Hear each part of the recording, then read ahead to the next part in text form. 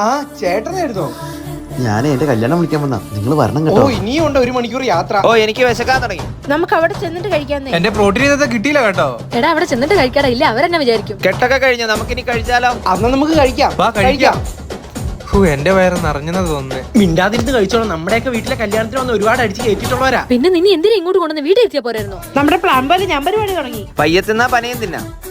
നല്ല ടേസ്റ്റ് ഉണ്ട്. രാവിലെ തൊട്ട് കഴിക്കാതിരുന്ന വെറുതെ ആയില്ല. പിന്നെ 2ാമത്തെ പ്ലേറ്റ് വന്നു, 3ാമത്തെ പ്ലേറ്റ് വന്നു. ഞങ്ങളുടെ കുടുംബത്തിൽ നിന്ന് ആരെങ്കിലും കല്യാണം വിളിച്ച കുടുംബം അടക്കം പോകും. അത് ഒരു ദിവസം പട്ടിണി കിടന്നിട്ട്. പിന്നെ ആ കല്യാണ വീട്ടിൽ നടക്കുന്നത് ചരിത്രം. എന്നാ നമുക്ക് പോയാലേ? പോകുന്ന വഴിക്ക് ഞാൻ ഒരു ജ്യൂസും കൂടി എടുത്തിട്ടുണ്ട്. വാ വാ വാ, വണ്ടി കയറി. ഏകദേശം ഫുഡ് തീർന്നാ പറഞ്ഞേ. ബാക്കിയുള്ള 2 പേരെന്തിയെ? അവരിപ്പോഴും കഴിച്ചോണ്ടിരിക്കുവാന്നേ. പെട്ടെന്ന് വിളിച്ച് വണ്ടി കയറ്റി അവരറിയുന്നതിന് മുമ്പ് പോണം. ചേട്ടാ അടുത്ത് കല്യാണക്കുറിയാന്ന് തോന്നുന്നു. എടി ആരുടെയാന്ന് നോക്കിക്കേ. പ്രിയ സുഹൃത്തെ, ഇനി ഇങ്ങനെ ആരോടും ചെയ്യരുത്. എന്റെ കല്യാണം മുടങ്ങി.